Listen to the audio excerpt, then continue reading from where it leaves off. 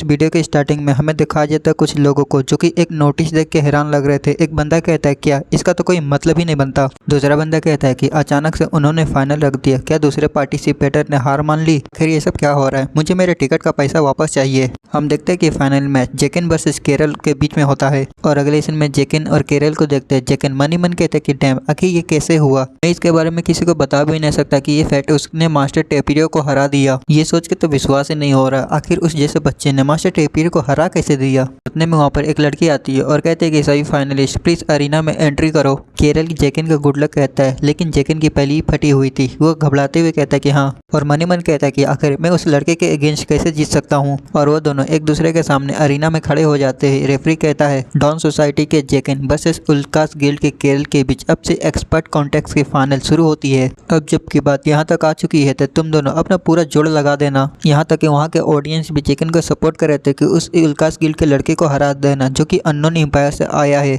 केरल मन ही मन कहता है कि अफकोर्स हाँ, एक अननोन एम्पायर के लड़के का चुनने की वजह वो मैजिक सोसाइटी के साथ देंगे। ये उनके लिए सही बात है, लेकिन तुम अपने आप को लकी समझो कि तुम्हें नहीं पता कि मैं कहाँ से आया हूँ। क्योंकि अगर तुम्हें पता चल गया कि तुम एक इमिग्रेंट से हार गए हो तो तुम अपने जीवन में कभी भी सिर उठाकर नहीं चल पाओगे। तभी रेफरी मैच को स्टार्ट कर देता है। स्टार्ट बोलने के साथ ही जेकिन अपने मैजिक स्पेल को कास्ट करने लगता है।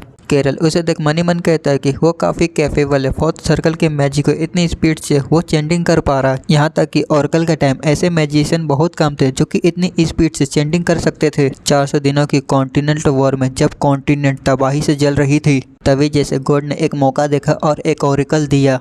अगर ओलिवर ने सबको एक नहीं किया होता तो शायद ह्यूमैनिटी पहले ही खत्म हो चुकी होती, लेकिन मैं उस वॉर को कभी नहीं मानता। हालांकि मेरे पास सपोर्टिंग मैजिक के अलावा ज़्यादा कुछ नहीं है, लेकिन उसके लिए मेरा ये स्कॉर्पिंग फिंगर ये काफ़ी है। दूसरी तरफ जेकन को देखते वो थोड़ा थका हुआ था, लेकिन उसका मैजिक कंप्लीट हो चुका था। उसका चौथी क्लास का कोल्ड स्पेयर मैजिक था। केरल उसे देख मन ही मन कहता है कि सिर्फ चमत्कार और ताकतवर जादू ही अटैक के लायक होता है। दूसरी तरफ जेकन को देखते जो कि अपने कोल्ड स्पेयर के साथ केरल के ऊपर अटैक करने के लिए रेडी था, लेकिन तभी केरल एक चुटकी बजाता है और कहता है ग्रीस। ग्रीस बोलने के साथ ही जेकिन के पैरों के नीचे ग्रीस आता है और जेकिन उस ग्रीस के ऊपर पैर रखते के साथ ही वो फिसल के गिर जाता है। वहाँ के दूसरे लोग देख हैरान हो जाते हैं। एक कहता है कि रुको, क्या ये फर्स्ट क्लास का मैजिक नहीं है? दूसरा कहता है आखिर वो लो लेवल का मैजिक का यूज क्यों कर रहा है जिसका यूज सामान को ले जाने के टाइम किया जाता है। जेकिन को भी इसे काफी गुस्सा आ रहा था। वो कहता है केरल से, क्या तू मेरे साथ मजाक कर रहा है? केरल जेकिन के पास जाता है और कहता है कि ये वो स्पेल है जिसका यूज ऑर्कल के टाइम में काफी फायदेमंद साबित हुआ था।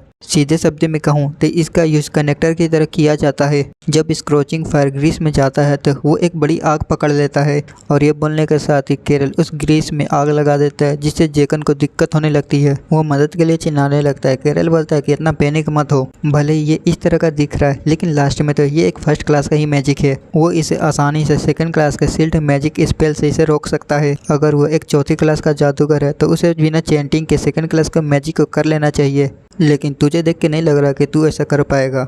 और केरल एक मैजिक शील्ड बना के अपने सारे मैजिक फायर को उसमें डाल के सभी को खत्म कर देता है। वहाँ के दूसरे जादूगर ये देख हैरान हो जाते हैं। एक जादूगर कहता है उसने फायर को मैजिक शील्ड में दबाकर उसे कंप्रेस करके बुझा दिया। दूसरा कहता है आखिर इस तरह कौन ही सोच सकता है? ये देख के लग रहा है कि मैजिक को इस तरह भी यूज किया जा सकता है, मैंने कभी नहीं सोचा था। दूसरी तरफ जेकन को देखते वो काफी थका हुआ था, लेकिन वो फिर भी हार नहीं मानता। वो कहता है कि मैं इसे एक्सेप्ट नहीं करूंगा, ये मैजिक की लड़ाई नहीं थी, मैं ऐसी मैजिक की बेइज्जती को नहीं सह सकता। केरल ये सुन जेकिन के पास जाता है, अपने जोर पे हाथ रखता है और कहता है कि इस हालत में भी तुम मुझ पर चिल्ला रहे हो, इसका मतलब ये है कि तुम में उन लोगों से भी ज्यादा हिम्मत है जो कि पीछे छिप के चाल चलते हैं। और हाँ, और मैंने कभी नहीं कहा कि मैं एक जादूगर हूँ। ये सुन जेकिन वो घबरा जाता है। वो कहता है क्या? केरल कहता है कि तुम्हारी इज्जत ज्यादा जरूरी है कि तुम्हारी जान। मैजिक चाहे जितना भी हाई रैंक का हो, पर यह मत भूलना कि जान वो तुम्हारी है, बैटलफील्ड में कोई नहीं रुकता। अगर तुम एक बार मर गए तो सब खत्म हो जाएगा। और ये बोल केरल वहाँ से जाने लगता है।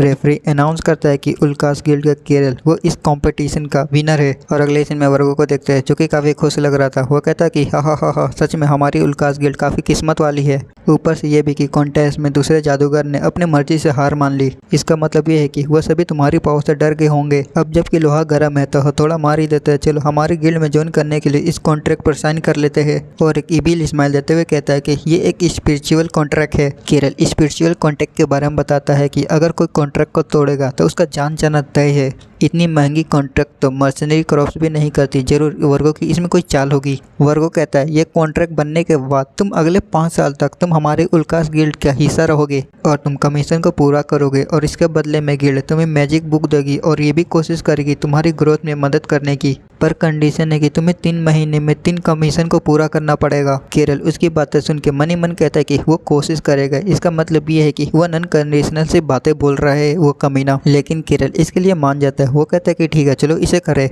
ये देख वर्गो मन ही मन कहता है कि बच्चा तो बच्चा होता है, वो नहीं जानता है कि एक कॉन्ट्रैक्ट कितना खतरनाक हो सकता है। तभी केरल कहता है कि मैं कॉन्ट्रैक्ट में एक और बात ऐड करना चाहता हूँ। वर्गो कहता है कि ऑफकोर्स तुम जितना चाहो उतना ऐड कर सकते हो। केरल कॉन्ट्रैक्ट में ये लिखता है कि मैं केरल जब तक उल्कास गिल्ड रहेगा तब तक मैं तुम्हारी शर्तें को मानने के लिए तैयार हूँ। मैं इसी तरह का कॉन्ट्रैक्ट को इसमें जोड़ना चाहता हूँ, मुझे इससे ज़्यादा नहीं चाहिए। वर्गो कहता है कि ठीक है ऐड कर दो और वह मन ही मन केरल को देखते हुए कहता है कि अब से मैं तुम्हें कड़ी मेहनत करवाऊंगा। दूसरी तरफ केरल भी मन ही मन कहता है कि इस कंडीशन का कोई मतलब नहीं है, क्या तुम्हें पता है, क्योंकि तुम्हारे गिल्ड और तुम बहुत जल्दी गायब हो जाओगे और वैसे भी जो मुझे चाहिए वो मिल गई है। इस बार मैं तुम्हारी सारी जड़ें को निकाल दूंगा वुडन क्लाउड। और मन ही मन बताता है कि ओलिवर के पूरे कॉन्टिनेंट को एक करने के बाद और लोरेन एम्पायर के गिरने के बाद भी वुडन क्लाउड नाम का वो ग्रुप कभी खत्म नहीं हुआ। कुतेल के बेटे को एसेसियन तो बस एक छोटी सी बात थी, असल खेल तो पर्दे के पीछे छिप के कॉन्टिनेंट को घुमा के वो खेल रहे थे एक कल्ट के फॉर्म में लेके। जब ओरेकल मिली तो उन्होंने भड़काए जो मॉन्स्टर कॉन्टिनेंट को जला रहे हैं वो गॉड के खोए हुए दूत थे। उन्होंने कई जगह पे हंगामा किया, यहाँ तक कि नॉर्थन ईस्ट सिटी को योगी को होली सिटी बना दिया। जब मॉन्स्टर से लड़ने के लिए नाइट कम पड़ गए तब हमें उन पागल फैक्शन वाले फोर्स से भी लड़ना पड़ा। हजारों नहीं लाखों मारे गए, लेकिन इस बार चाहे जो हो जाए वुडन क्लाउड को मैं जड़ से ही खत्म कर दूंगा। और अगले सीन में हम देखते कुछ बंदे को, एक बंदा कहता है कि क्या यहाँ केरल नाम का जादूगर है। केरल भी उनकी ओर देखता है, वो कहता है कि हाँ मैं ही हूँ। तो वो बंदा कहता है कि अजोर का लॉर्ड तुम्हें खोज रहा है और हम तुम्हें यहाँ से ले जाने आए हैं। केरल कहता है कि ठीक है चलो, और मन ही मन कहता है कि फाइनली वो अपनी चाल चल रहा है परिसो अजोर का लॉर्ड। सीन कट होता है एक बड़े से मेंशन की और हम देखते हैं केरल को और अजोर के लॉर्ड को। वो कहता है कि तुम जरूर स्पर्स कॉन्टैक्ट के विनर केरल हो, तुम्हें देखकर अच्छा लगा। केरल भी कहता है कि हाँ मेरे लिए भी ऑनर की बात है आपसे मिलना। मन ही मन कहता है कि पिछले लैप में मेरे पास माना नहीं था, इसलिए मैं उसे पहले सेंस नहीं कर पाया था, लेकिन अब जब मैं उसके पास हूँ उसके पास इतना माना है कि मेरी स्किन तक कांप रही है। यहाँ तक कि टेप्रो भी इसके सामने कुछ नहीं है। ये वही कमीना है पेरिसो हाँ, जो कि उस कल्ट के साथ मिल के हजारों लोगों को मार चुका है। पेरिसो केरल से कहता है मैंने सुना है कि तुम मास्टर कॉन्टेस्ट में हिस्सा लेना चाहते हो। केरल कहता है कि हाँ सर।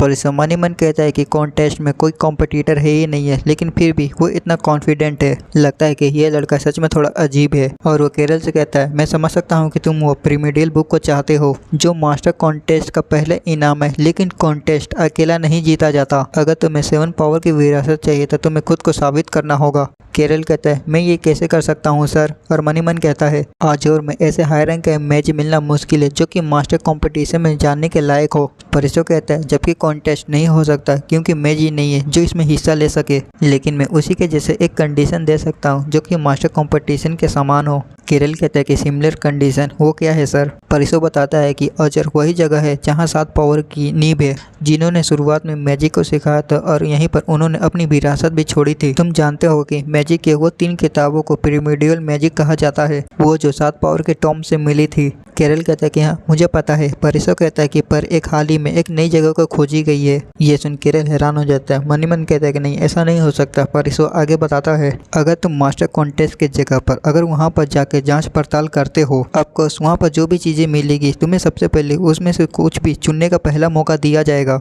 तो तुम इसके बारे में क्या सोचते हो। लेकिन केरल तक वो तो कुछ और ही सोच रहा था। वो कहता है कि ग्रे स्कूल ये वही जगह है जहाँ 7 पावर अपनी मीटिंग करते थे और मैजिक का डिसीजन होता था। इंटरेस्टिंग, ये सोचना कि ग्रे स्कूल अब जाके मिला है और ये वही जगह है जहाँ 7 पावर की एक रेलिक दफन है, एक ऐसा वेपन जो कि ड्रैगन के माना के बिना यूज नहीं हो सकता, ठीक प्रीमिडियल मैजिक फ्लीजिंग टैलेंट की तरह। अब समझ में आ रहा है कि वो बूढ़ा मुझे पर्सनली ये ऑफर क्यों दे रहा है, क्योंकि वो अपनी कीमती जादूगरों की इतनी खतरनाक जगह पे नहीं भेजना चाहता जहां अभी तक कोई नहीं गया है, और वैसे भी वो जगह बाकी लोगों के लिए अनजान है, इसलिए मुझे हटाने के लिए उसके पास अच्छा मौका है। लेकिन अगर वो ऐसा चाहता है तो ये तो मेरे लिए काफी अच्छी बात है। और वो टीचर के ऑफर को एक्सेप्ट कर लेता है और मन ही मन बताता है, वैसे भी प्रीमिडियल मैजिक मुझसे अच्छा कोई नहीं सीख सकता, चाहे वो प्रीमिडियल मैजिक हो या फ्रीजिंग टैलेंट। अजोर में जो मुझे मिलेगा मैं वो सब ले लूंगा। तभी सीन कट होता है एडन और केरल की तरफ। केरल ने एडन को सब बता दिया था। वो कहता है कि क्या तुम 7 पावर की छोड़ी गई रैली को खोजने जा रहे हो? केरल कहता है कि हाँ, इसमें 2 दिन लगेंगे, और वैसे मैंने जो तुम्हें पहले कहा था उसका क्या हुआ? एडन कहता है कि अभी तक कोई नहीं आया, बुरा ना मानो तो मैं तुमसे पूछ सकता हूँ कि तुम अचानक ऐसा क्यों कर रहे हो? लेकिन केरल उसे नहीं बताता। वो कहता है कि नहीं, इसमें कुछ खास बात नहीं है। और मन ही मन कहता है कि थॉमस ने अभी तक कुछ नहीं किया, मैंने उसे वर्गों के बारे में क्लू खोजने के लिए कहा था। उसकी जान दांव पर है, वो इसे मना नहीं कर सकता। लगता है कि मुझे और थोड़ी देर रुकना पड़ेगा। और केरल एडन से पूछता है कि वैसे भी मिकेल को 3rd सर्कल तक मैजिक में पहुंचाने में और कितना टाइम लगेगा? एडन कहता है उसकी अभी की स्पीड को देख के लग रहा है कि वो जल्दी पहुंच जाएगा। केरल कहता है कि ठीक है, तो उसे 2 दिन के अंदर 3rd सर्कल का मैच बना दो। अब ये सुनकर तो एडन का मुंह फट जाता है। वो कहता है क्या सिर्फ 2 दिन? केरल कहता है कि हाँ, अगर तुम सक्सेस हो गए तो मैं तुम्हें वो दूंगा जो तुम्हें चाहिए। और केरल को अच्छे से पता होता है कि एडन को क्या चाहिए। वो ओलिवर से कांटेक्ट करना चाहता है, लेकिन वो ऐसा कर नहीं पा रहा क्योंकि अजोर ये सिटी पूरी एक शील्ड से ढकी हुई है। इसलिए एडन अभी ओलिवर को कोई भी मैसेज नहीं भेज पा रहा है। यही एक कारण है कि केरल ने एडन को अपने साथ रखा है, लेकिन उसे पता है कि वो इसे ज़्यादा देर तक नहीं रोक पाएगा, क्योंकि इतिहास बदलने वाली वो मौका अब ज़्यादा दूर नहीं है। पहले प्रिंस जुआन और ओलिवर के बीच होने वाली इंपीरियल बैटल।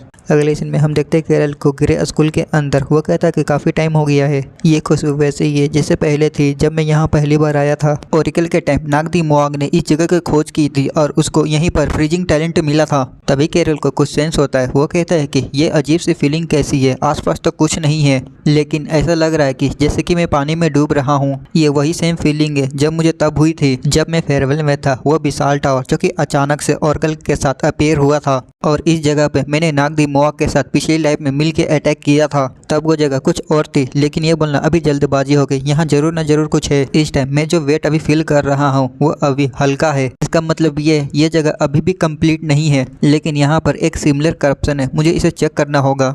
और वो अपना हाथ आगे की ओर बढ़ाता है। एक बैरियर आके उसके हाथ को रोक लेता है। वो हैरान हो जाता है क्योंकि उसका हाथ जल चुका था। वो हैरान हो जाता है अपने हाथ को जलते हुए देख के, लेकिन वो अपने आप को शांत करता है और वो कहता है कि नहीं, मुझे शांत रहना होगा, आखिरकार ये एक इल्यूजन है। और अपने हाथ को जमीन पे मार के उस आग को बुझा देता है और अपने मन ही मन कहता है ये एक स्क्रैच है। ये सोच के हैरानी हो रही है कि इतने से छोटे से मूवमेंट में वो मेरे हाथ पे स्क्रैच छोड़ गया। और केरल अपने मैजिक से उसे ठीक करने की कोशिश करता है, लेकिन जब ठीक नहीं होता है तो उस पर पट्टी बांध देता है। वो कहता है अच्छा है कि मेरे पास मानत है, मैं सही टाइम पे पोजन को निकाल पाया, लेकिन फिर भी ये रियल था। मुझे लगा कि ये सिर्फ इल्यूजन था, लेकिन सच में यहाँ एक करप्शन है। एक ऐसा मॉन्स्टर जिसने पूरे कॉन्टिनेंट को आग में झोंक दिया था। और वो मॉन्स्टर के बारे में बहुत सारी बातें बताता है कि ये कोई आम मॉन्स्टर नहीं है, मतलब सबसे ज्यादा ताकतवर मॉन्स्टर है वगैरह वगैरह। पर केरल उस मॉन्स्टर को देख के हैरान लग रहा था, क्योंकि ये कोई ऐसी चीज नहीं है जो कि इसे यहाँ पर होना चाहिए, क्योंकि वो भी अपने पिछले लाइफ में ऐसे मॉन्स्टर से लड़ते हुए काफी थक चुका था। लेकिन केरल ने उम्मीद नहीं की थी कि ऐसा मॉन्स्टर उसके सामने अचानक से आ जाएगा। लेकिन यह मॉन्स्टर अभी छोटा है, इसकी ग्रोथ पूरी नहीं हुई है। जब एक बार ये बड़ा हो जाता है तो इसका साइज कम से कम 15 मीटर तक बढ़ जाता है। इस मॉन्स्टर का नाम करप्शन है, लेकिन मैं इसे करप्टेड कहूंगा। वो केरल के ऊपर अटैक कर देता है। केरल भी उसके ऊपर अटैक करने के लिए रेडी होता है। वो अपने मन ही मन कहता है ये तो मेरी सोच से भी तेज है, अभी मेरा बॉडी ठीक नहीं हुआ है। अचानक से वो करप्टेड केरल के ऊपर अटैक कर देता है, लेकिन केरल जैसे तैसे उसके अटैक को ब्लॉक कर देता है।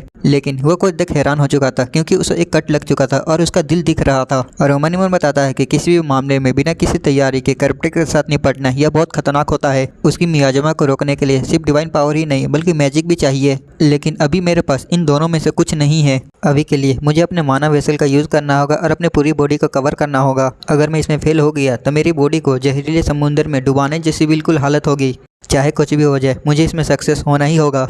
उस मॉन्स्टर के पास डार्कनेस की पावर है। अगर मुझे उस करप्टेड को खत्म करना है तो उसके दिल को डिस्ट्रॉय करना होगा, लेकिन अगर मैंने बिना सोचे समझे उसके दिल में अपनी स्वॉर्ड भोंक दी तो उसका मियाजमा वो फट जाएगा। अगर मुझे उसका दिल डिस्ट्रॉय करना है तो उसके दिल को 3 बार फूलने तक रुकना होगा। उसे मारने का तरीका तब पता चला जब हजारों सोल्जर्स उसके साथ लड़ते हुए मारे गए थे। लेकिन फिलहाल मुझे अपने मानव वेसल को समेट कर अपने बॉडी को पूरी तरह से कवर करना होगा। और केरल अपने मानव के साथ अपने बॉडी को कवर कर रहा था, लेकिन अचानक उसका ब्रासलेट वो एक्टिवेट हो जाता है और वो अपने ब्रासलेट को देख के गाली दिखाई देता है कि डैम, ये ग्रीडी ब्रासलेट ये एक्टिवेट हो गया, मैं दोबारा फेल हो गया। तब ये मॉन्स्टर भी केरल के ऊपर अटैक कर देता है। केरल मन ही मन कहता है कि वो कमीना मॉन्स्टर मुझे मौका ही नहीं दे रहा, और केरल उस मॉन्स्टर के अटैक को जैसे तैसे ब्लॉक कर देता है। वो कहता है कि नहीं, मुझे 3 बार उसके दिल को फूलने तक रुकना होगा। जब उसका दिल बड़ा हो जाएगा तब उस पर अटैक करना है। पहले एक एम्पायर के आर्मी तक खत्म हो गई थी जब उन्होंने गलत टाइम पे उसके दिल के ऊपर अटैक कर दिया था, और वो दोबारा से अपने मानव वेसल को एक्टिवेट करने की कोशिश करता है और उसका मानव वेसल वो एक्टिवेट भी हो जाता है। तभी वो मॉन्स्टर केरल के ऊपर दोबारा से अटैक कर देता है। केरल उसके अटैक को देखते हुए कहता है कि ये दूसरी बार है, एक बार और तब मैं उसके दिल पे अटैक करके उसे मार सकता हूँ। केरल उस मॉन्स्टर के ऊपर एक स्लैश मार देता है, लेकिन वो मॉन्स्टर केरल के अटैक को डोज कर देता है। केरल मन ही मन कहता है कि उसने डोज कर दिया,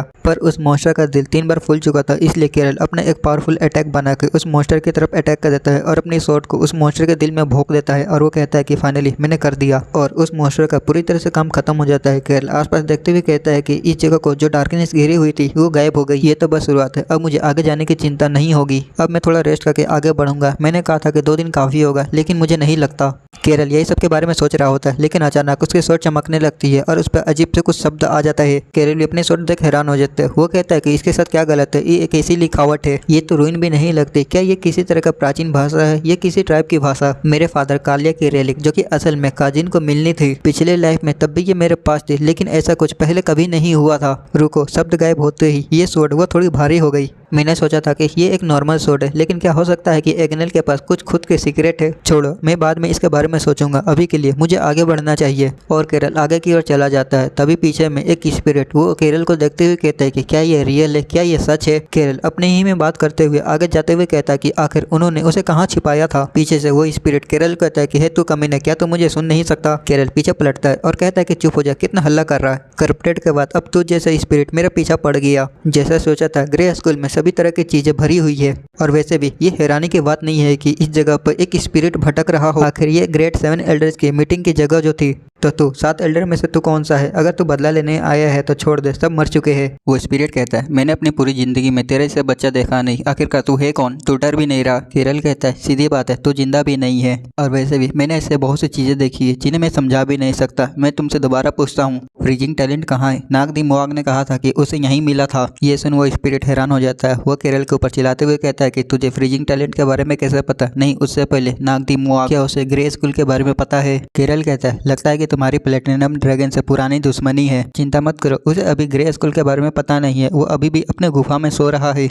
स्पिरिट ये सुन कहता है, तो किस बारे में बात कर रहा है बच्चे? केरल कहता है, कोई फर्क नहीं पड़ता कि असली बात क्या है, लेकिन क्या तुमने सच में सोचा कि वो ड्रैगन इस जगह को नहीं खोज पाएगा? ड्रैगन का तो छोड़ो, अजोर के जादूगरों ने भी इस जगह को खोज लिया है। स्पिरिट कहता है, ये अलग बात है, क्योंकि असल मैटर स्कूल नहीं है। ये सुन केरल मन ही मन कहता है, इसका मतलब ये है कि यहाँ पर फ्रीजिंग टैलेंट के अलावा और भी कुछ है। और केरल उस स्पिरिट से कहता है कि तो तुम पहले अपने बारे में बताओ, तभी आगे की बातचीत होगी। वो स्पिरिट कहता है कि ठीक है, क्योंकि तुम उन बेचारों जैसे नहीं हो जो करप्टेड के सामने भी नहीं टिक पाए, तुम उनसे अलग हो। और वो अपने स्पिरिट फॉर्म से लेके अपने रियल फेस दिखाता है और कहता है कि मेरा नाम एलन जेवियस है। ये सुन केरल हैरान हो जाता है, क्योंकि एलियन जेवियस ये कोई छोटा नाम नहीं है, बल्कि वो 7 एल्डर में से सबसे हाई रैंक वाला एल्डर था, और गायब हो चुके प्रोफेशन विजन का फाउंडर भी था, और साथ ही कॉन्टिनेंट के इतिहास का सबसे कम उम्र का फेमस इकलौता जादूगर भी था। एक ऐसा नाम जो मैं एक इमिग्रेंट होकर भी सुना। और जो मेरे सामने स्पिरिट खड़ी है, क्या वो सच में एलन जेवियस है? नागदी मुआग ने मुझसे इतनी बड़ी बात क्यों छिपाई? एलन जेवियस कहता है कि 1000 साल हो चुके हैं किसी इंसान को अपने सामने देखे हुए, और तुम भी इतने हैरान हो चुके हो कि तुम कुछ बोल भी नहीं पा रहे हो। मैं समझ सकता हूँ,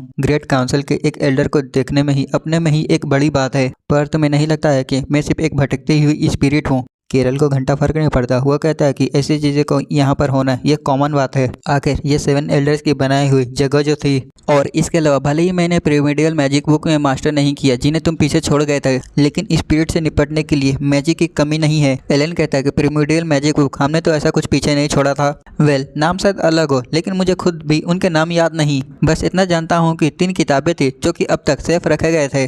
3 मैजिक बुक, अगर मेरा गेस सही है तो वो मैजिक काउंसिल 7 एल्डर की नहीं है। अब ये सुनकर तो केरल का मुंह फट जाता है, उसे कुछ समझ में नहीं आ रहा था। वो कहता है क्या? एलन कहता है कि क्यों, क्या तुम क्यूरियस हो? अगर तुम मेरे साथ शर्त लगाते हो तो मैं तुम्हें वो सब बताऊंगा जो तुम जानना चाहते हो। और मनी मन कहता है कि मैंने इस दुनिया की रियलाइजेशन को समझा है, और तुम जैसे बच्चे से निपटना ये मेरे लिए खेल जैसा है। ये सुन केरल वो थोड़ा गुस्से में बोलता है कि मैंने अपनी लाइफ में ऐसे कई आंखों वाले लोगों को देखा है जो किसी बकवास करते हैं। ये सुन के एलन जेवियस वो हक्का बक्का हो जाता है। मनी मन कहता है, आखिर इस लड़के के साथ क्या गलत है। ऐसा लग रहा है कि वह मुझे अच्छे से समझ सकता है। किरल वहाँ से जाते हुए कहता है, मुझे कोई इंटरेस्ट नहीं है, भाड़ में जा। मैं जो अभी जिंदा हूँ, जो मर चुके, मैं उसे कॉन्ट्रैक्ट क्यों करूँ? हो सकता है कि लास्ट में मैं तुम्हारे ही तरह बन जाऊँ। ये सुन के एलन जेबीएस अपने मुंह पे हाथ रखता है और वो कहता है कि आखिर इस बच्चे के साथ क्या गलत है, आखिर ये कैसी बकवास बोल रहा है। केरल जाते जाते रुक जाता है और कहता है कि हाँ, अगर तुम मुझे बता देते हो कि फ्रीजिंग टैलेंट कहाँ पर है तो मैं तुमसे बात करने के लिए तैयार हूँ। एलन जेबीएस कहता है कि मैं यहाँ कितने टाइम से सो रहा हूँ, मुझे लगता है कि 1000 साल हो गए होंगे, लेकिन तुम जैसे अजीब इंसान का यहाँ पर आना, सच में 10,000 साल तो बीत ही गए होंगे।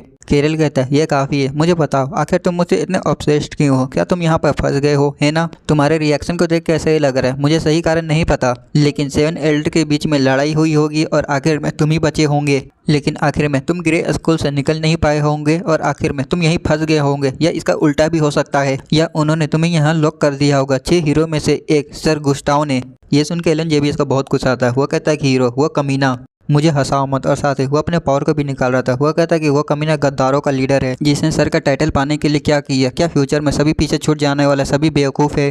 केरल कहता है कि ओए ओए शांत हो जा, ये बात तुम नहीं बोल सकते जो उसे खुद हार गया हो, यहाँ तक कि तुम्हारे वंशज भी तुझे गद्दार कहते हैं। धोखेबाज एलन जेबीएस, अगर हान फैमिली आजोर में नहीं आई होती तो सुनवाई नहीं होती, वो 7 टावर के वजह 6 टावर ही बनाते।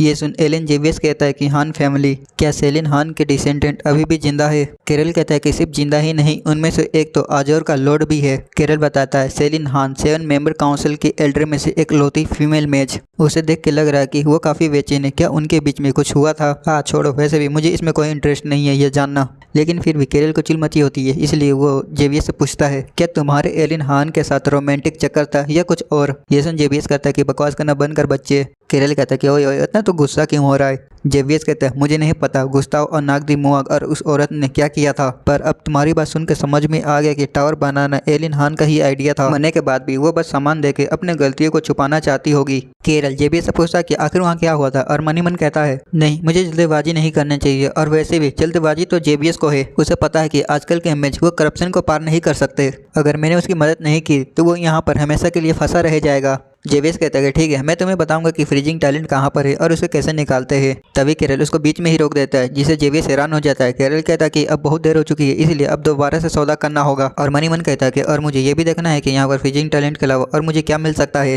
और वो जेबीएस से कहता है कि फ्रीजिंग टैलेंट के अलावा यहाँ ग्रे स्कूल में और भी कुछ है ना? जेबीएस कहता है, एक ऐसा लड़का जो कि गुस्ताव का मैजिक तक यूज नहीं कर सकता, अब वो ग्रे स्कूल के खजाने पर नजर बनाया हुआ है। अपने औकात मेरा बच्चे। केरल अपने हाथ को आगे लाता है और कहता है, मुझे नहीं पता, और वो अपने माना को निकालता है और कहता है कि लेकिन तुम्हें ये देख के तुम्हारी सोच जरूर बदल जाएगी। वो माना तक जेबीएस भी हैरान हो जाता है। वो कहता है कि नहीं, मुझे मत बताना, क्या तुम एक ड्रैगन स्लेयर हो? केरल कहता है, जैसा कि उम्मीद थी, तुमने मेरे माना को देख के तुरंत ही उसे सेंस कर लिया, लेकिन मैं तुम्हें इसके बारे में आगे बताऊंगा, पहले मुझे फ्रीजिंग टैलेंट तक लेके चलो। जेबीएस कहता है कि इंटरेस्टिंग, तुमने मेरा हाथ खोलने के अलावा और कोई रास्ता नहीं छोड़ा, ठीक है मुझे फॉलो करो। और जेबीएस केरल को अगले ही सीन में एक बड़े से दरवाजे के सामने खड़ा कर देता है और कहता है कि हम पहुंच गए। केरल कहता है, मुझे क्या करना होगा? जेबीएस कहता है कि इस स्टोन गेट को धक्का देकर खोलने की कोशिश करो। केरल वैसे ही करता है जैसा जेबीएस ने कहा था, उस बड़े से गेट को धक्का देकर खोल देता है। और जब वो अंदर जाता है तो वो अपने सामने एक चीज़ को देखता है, एक फ्लेम को, जो कि जल रही थी। पर वो हैरान भी था, क्योंकि ग्रे स्कूल में ऐसा सीक्रेट जगह होगा उसने इसके बारे में कभी नहीं सोचा था। और वो जेबीएस से कहता है कि फ्रीजिंग टैलेंट वो कहाँ पर है? जेबीएस कहता है कि वो जो तुम्हें छोटी सी मोती दिख रही है उसे आग में डाल दो। केरल उस छोटे को मोती को लेकर अपने मन ही मन कहता है कि अब जब मैं यहाँ तक आ गया हूँ तो वो अब कोई ट्रिक करने की कोशिश नहीं करेगा। और केरल उस मोती को उस आग के अंदर डाल देता है। आग के अंदर जाते ही वो मोती टूट के बिखर के उस आग में फैल जाता है। जेबीएस कहता है कि अब उस चारकोल को निकालो जिसमें ब्लू फॉस्फोरस डाला गया था। ये सुन केरल हैरान हो जाता है। वो कहता है, क्या ये ब्लू फॉस्फोरस था? जेबीएस कहता है कि हाँ, ये कोई नॉर्मल ब्लू फॉस्फोरस नहीं था, बल्कि स्पेशल तरीके का ब्लू फॉस्फोरस था, जो कि हाई ग्रेड वाला है। ये रेगुलर ब्लू फॉस्फोरस से 10 गुना इफेक्टिव होता है। टाइम चाहे कितना भी बीत जाए, लेकिन ब्लू फॉस्फोरस की अहमियत वैसे ही रहेगी जैसे पहले थी। सभी एल्डर में से सिर्फ मैं ही इसे संभाल सकता हूँ। केरल मन ही मन कहता है कि हाई प्रॉपर्टी वाला ब्लू फॉस्फोरस का एक टुकड़ा भी मिलना मुश्किल होता है। ओलिवर भी इसे पाने के लिए काफी बेताब था, क्योंकि ब्लू फॉस्फोरस ऑर्कल के टाइम मॉन्स्टर के साथ लड़ने में काफी पावरफुल साबित हुआ था। अभी जो मैंने मोती को फेंका वो मेरे मुट्ठी जितना बड़ा था, लेकिन वह नॉर्मल फॉस्फोरस से 10 गुना ज्यादा इफेक्टिव था। ये मौका तो पूरा खेल को ही पलट सकता है। और वो जेबीएस से पूछता है कि उसे ये ब्लू फॉस्फोरस कहाँ से मिला। ये सुन जेबीएस कहता है कि तेरा मतलब क्या है बच्चे, क्या तुम मुझे एलियन जेबीएस को चोर बोल रहा है? केरल कहता है कि नहीं, मैं बस जानना चाहता हूँ कि तुमने ये ब्लू फॉस्फोरस कहाँ से निकाला था। जेबीएस कहते हैं कि तुम्हारा मतलब यह है कि तुम कहना चाहते हो कि ब्लू फॉस्फोरस फॉस्फोरस जमीन में दबा हुआ एक खनिज है। ब्लू फॉस्फोरस कोई मैजिक ऑर्क नहीं है। ये सुन केरल भी हैरान हो जाता है। वो कहता है क्या ब्लू फॉस्फोरस मैजिक ऑर्क नहीं है? जेविस बताता है ब्लू फॉस्फोरस असल में फाउंटेन ऑफ विजन से हार्ट की गई एक मोस है और उस फाउंटेन को संभालने वाला मैं ही था। इससे कोई फर्क नहीं पड़ता है कि वो फाउंटेन सूख गया हो, लेकिन मैं उसे दोबारा से चला सकता हूँ। केरल मन ही मन कहता है कि यकीन नहीं हो रहा है कि इतने टाइम से मुझे मिनरल्स क्यों नहीं मिल रहे थे। तो असल कारण एलन जेवियस की मौत थी। मैंने इसके बारे में कभी नहीं सोचा था। जेवियस कहता है कि अब उस ब्लू फॉस्फोरस वाले चारकोल को उस पत्थर वाली पट्टियों के नीचे डालो। केरल वैसे ही करता है जैसे जेवियस ने कहा था और डालने के साथ ही वहाँ से एक स्वॉर्ड निकलती है। केरल उस शॉट को देखते हुए कहता है कि तो इस तरह बाहर निकालते हैं। और मनी मन कहता है कि नाक दिमाग अगर उसका जेवियस के साथ कोई रिश्ता था तो वो अच्छे से जानता था कि फ्रीजिंग टैलेंट को कैसे पाया जाए, लेकिन उसने मुझे कुछ क्यों नहीं बताया? क्या वो कुछ छुपा रहा था? जेवियस कहता है कि अब जबकि तुमने फ्रीजिंग टैलेंट को पा लिया है तो अब तुम मेरी बात सुनोगे। मेरे पास तुम्हारे लिए एक प्रपोजल है। क्या तुम मुझे प्लेटिनम ड्रैगन के पास ले जा सकते हो? अगर तुम ऐसा करते हो तो मैं तुम्हारी भी मदद करूंगा। केरल कहता है कि वेल यही तो मैं सुनना चाहता था। तभी सीन कट होता है। हमें दिखाया जाता है अजूर के लॉर्ड के मेंशन को। थेपियो कहता है कि क्या वहाँ पर कुछ गलत था? केरल कहता है कि आप कुछ ठीक नहीं लग रहे, क्या आप बीमार हो? थेपियो कहता है कि नहीं, मुझे लगता है कि ऐसे इसलिए क्योंकि मैं कल ठीक से सो नहीं पाया। केरल मनी मन कहता है कि वो बूढ़ा फॉक्स उसने कभी नहीं सोचा था कि मैं 2 दिन के अंदर वापस आ जाऊंगा। केरल कहता है कि अच्छा ऐसा है, और वैसे भी आपको अब तैयार रहने की जरूरत है। यहाँ आने टाइम मुझे लुटेरों का कुछ ग्रुप मिला था, उनके पास से मुझे स्पेशल पैटर्न वाले कुछ बटन मिले। और केरल उन सभी बटनों को दिखाता है और कहता है मुझे लगता है कि आपको इसको जांच करवानी चाहिए। पर इसे उन बटनों को देखते हुए कहता है कि वो ऐसा हुआ था का मैं जरूर उन कल्पेट को खोज लूंगा। केरल मनी मन कहता है कि ऑफकोर्स इसी ने उन्हें भेजा और वो हैरान है क्योंकि मैं जिंदा वापस आ गया बिना मरे। उसके बाद केरल एक झोला निकाल के कहता है कि और मुझे ग्रे स्कूल में ये सभी आर्टिफैक्ट मिले, क्योंकि ये चीज़ें मेरे काम की नहीं थी इसलिए मैंने सोचा कि आपको ही दे देना ठीक होगा। केरल को पता है कि ये सिर्फ कबाड़ के अलावा कुछ नहीं है, इसलिए उसने परिसर को उसको देने के बारे में सोचा। लेकिन दूसरी तरफ परिसर उन सभी आर्टिफैक्ट को देकर खुश लग रहा था। वो कहता है कि तुमने बहुत अच्छा काम किया है, तुम्हें काफ़ी मुश्किल हुई होगी। इसके रिवॉर्ड के तौर पर मैं तुम्हें प्रीमिडियल बुक को पढ़ने का मौका दूंगा। केरल कहता है कि ऑफर के लिए आपका थैंक यू, लेकिन प्रीमिडियल बुक मेरे लिए अभी के लिए बस की बात नहीं है, मैं अगली बार इसे देखूंगा। परिसर कहता है कि वो ऐसा है कि, और मनी मन कहता है देख के अच्छा लगा कि वो सिर्फ अभी बच्चा है, वो काबिल है लेकिन वो भोला है, उसे नहीं पता कि दुनिया कैसी चलती है। अब जबकि बात यहाँ तक आ गई है तो उसे खत्म करने की वजह अपने साइड ही मिला लेना ये अच्छा होगा। और परिसो केरल से कहता है कि अगर ऐसा है तो मैं तुम्हें मैजिक सोसाइटी का हाई रैंक का एक मैजिक स्टाफ दूंगा। इसका मतलब यह है कि तुम्हें सिर्फ आजोर नहीं बल्कि मैजिक सोसाइटी ने भी एक्सेप्ट कर लिया है। भले ही तुम मैजिक सोसाइटी से बिलोंग नहीं करते, लेकिन तुम अपनी आइडेंटिटी को प्रूव कर सकते हो। केरल मन ही मन कहता है कि चलो कम से कम एक काम की चीज तो मिली, दुनिया घूमने के लिए वो मैजिक स्टाफ बहुत काम आएगा। सिर्फ कुरवल का टोकन दिखा के सिटी के अंदर इंटर करना बहुत मुश्किल हो रहा था, लेकिन अब मैजिक सोसाइटी का स्टाफ दिखा के कहीं भी आ जा सकता हूँ। और केरल परिसर से कहता है कि ठीक है, मैं स्टाफ को एक्सेप्ट करूंगा। केरल के पीछे जेबीएस था। वो कहता है कि तो वो सुअर एलन हान का डिसेंडेंट है। सेलिन का स्वभाव वो खराब था, लेकिन फिर भी वो हिडन मून कहे जाने वाली एक ब्यूटी थी। लगता है कि सच में काफी टाइम गुजर चुका है। केरल मनी मन जेबीएस को कहता है कि भले उसका शकल ऐसा हो, लेकिन वो एक हाई रैंक का मैच है, उसे हल्के में नहीं लिया जा सकता। जेबीएस कहते हैं वो कमीना सिर्फ नाम का जादूगर है, गुस्ताव के मैजिक पे वो उतना उल्ट रहा है, ये तो हंसने वाली बात है। और वैसे भी तुम्हें प्रीमिडियल बुक पढ़ना जरूरी क्यों है? वैसे भी वो सब मेरे दिमाग में है, यहाँ तक तो उसे मेरे प्रेजेंस का सेंस भी नहीं हो रहा है। पुराने जादूगर इतने भी कमजोर नहीं थे। केरल कहता 1000 साल बीत चुका है, मैजिक का दौर और आज का टाइम एक जैसा नहीं हो सकता। और केरल वहाँ से जाते हुए दूसरे मैजिशियन को देखता है, वो उनके अंदर मानव को अच्छे से देख पा रहा था। वो मनी मन कहता है इंटरेस्टिंग, ये फीलिंग ग्रे स्कूल के अंदर के जाने के बाद से ये बिल्कुल अलग लग रहा है। मुझे सब कुछ क्लियर देख रहा है, ना मैं सिर्फ उनके माना के गहराई बल्कि उनके परफेक्शन और माना के अमाउंट को भी देख पा रहा हूँ। जेवेस कहता है कि देखो उन चींटियों को, अब तुम्हें मेरा ग्रेटफुल होना चाहिए। केरल भी कहता है कि हाँ मैं मानता हूँ। इसके बाद हम देखते हैं उन दोनों को दोबारा से ग्रे स्कूल के अंदर। जेबीएस केरल से कहता है कि सबसे पहले मुझे ये जानना है कि तुम्हारे बॉडी के अंदर वो क्या है। केरल कहता है कि मैंने फ्लेम ड्रैगन को दिल को खाया है। ये सुन जेबीएस हैरान हो जाता है और कहता है क्या फ्लेम ड्रैगन? मुझे मत कहना कि वो फायर ड्रैगन, रेड ड्रैगन, लेसेरिया था। केरल कहता है कि हाँ तुमने सही कहा। जेबीएस कहता है कि यकीन करना मुश्किल है कि तुमने उस कमीने को मार दिया, यह हो ही नहीं सकता, आखिर तुमने ऐसा कैसे किया? केरल कहता है कि तुम लोगों के मरने के बाद एक और खतरनाक मेज आया था 250 साल पहले, जिसे ड्रैगन हंटर काई एसिर कहा गया। ये सुन जेबीएस कहते हैं कि ओहो अच्छा ऐसा है, तो वो आदमी मेरे मुकाबले कैसा था? केरल कहते हैं कि वेल जब तुम जिंदा थे तब मैं तुमसे नहीं मिल पाया, अब तुम आर्टिफिशियल बॉडी हो तो तुम दोनों का कंपेयर करना ये मुश्किल है। जेबीएस कहते हैं तुम ऐसा बोल रहे जैसे कि तुम उससे मिल चुके हो, तुमने कहा कि वो 250 साल पहले था। केरल कहता है ये एक बहुत लंबी कहानी है, शॉर्ट में कहूँ तो मैंने उसे लेसेरिया के साथ लड़ते हुए देखा था और ये भी देखा था कि उसने फायर ड्रैगन को कैसे मारा। जेबीएस कहता है कि और तुमने उस ड्रैगन के दिल को खा लिया जो उसने पीछे छोड़ा था, तुम बहुत लकी हो। यहाँ तक कि बिना बॉडी के अंदर माना होते हुए भी तुमने आर्क में से भी ज्यादा माना को हासिल किया। यह सुन केरल हैरान हो जाता है। वो कहता है कि तुम्हें कैसे पता कि मेरे बॉडी के अंदर माना नहीं था। जेविस कहता है इसे पता करना था मेरे लिए पीस ऑफ केक है। सबसे जरूरी बात, तुम्हारे पास उस कमीने काई एसियर की यादें हैं। ये सोच कर ही मुझे इरिटेशन हो रही है, इसलिए मैं तुम्हें अपनी यादें दिखाऊंगा। और वो केरल के माइंड के अंदर अपने मैजिक को डालने लगता है। वो कहता है यादें देखने के बाद तब तुम हमारे बीच कंपेयर कर पाओगे कि सबसे ज्यादा पावरफुल कौन था। केरल की धीरे धीरे आंखें बंद हो जाती है और अगले सीन में वो एक स्पिरिट के फॉर्म में एक दूसरी जगह पे आ जाता है। वो अपने आसपास देखने लगता है और कहता है कि ये जगह क्या मैं जेवियस की यादों के अंदर हूँ? हाँ, ये ओबियस है। ये पहली बार नहीं है जब मैंने किसी की यादों के अंदर ट्रेवल किया है। और केरल की नजर कुछ जादूगरों के ऊपर जाती है जो कि एक दूसरे के सामने खड़े थे। केरल उन्हें देख समझ जाता है कि ये जरूर एल्डर काउंसिल की मेंबर है और वो भी अपने लेट 20 के एज में। और केरल दूसरी साइड देखता है एलन जेवियस को, जो कि वो भी लेट 20 के एज में था।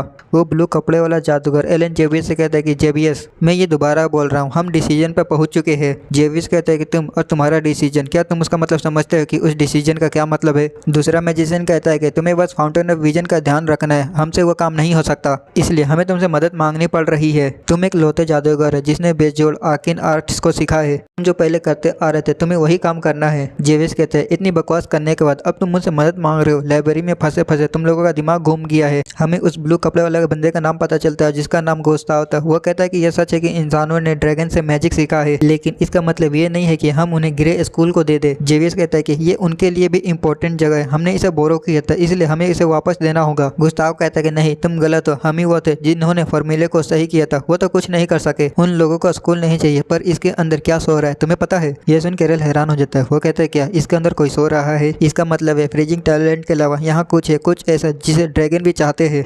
गुस्ताव कहता है मैं दोबारा बोल रहा हूँ, हमने पहले ही डिसीजन ले लिया है। जेवियस वो हैरान हो जाता है क्योंकि सभी मैजिशियन उसके अगेंस्ट हो चुके थे। गुस्ताव कहता है कि अगर तुम इसे नहीं मानते हो तो हमारे पास फोर्सफुली करने के अलावा और कोई रास्ता नहीं है। जेवियस भी थोड़ा गुस्से में आ जाता है। वो कहता है मुझे लगता है कि तुम मानने का मतलब नहीं जानते गुस्ताव। और जेवियस अपने मैजिक से उनके ऊपर अटैक कर देता है। गुस्ताव कहता है सभी से इसे डोज करो। जेवियस कहता है मैं देखता हूँ कि तुम इसे कैसे डोज करोगे। और जेवियस के अटैक एक टकले में लगता है जिससे टकले का काम वही खत्म हो जाता है। दूसरे मैजिशियन ये देख हैरान हो जाते हैं, साथ ही केरल भी देख हैरान था। वो कहता था ये तो सेकंड क्लास का मैजिक एरो था, मानो कि वो बिजली की चमक थी। बिना चेंटिंग के इतनी स्पीड से मैजिक करना यह नामुमकिन है। ऊपर से उसके सामने काउंसिल एल्डर के आर्कमेज खड़े हैं। बचना तो दूर की बात है, वो तो उसके सामने रिएक्ट भी नहीं कर पाए। वो काई एसर के सिमिलर है पर उससे वो थोड़ा अलग है।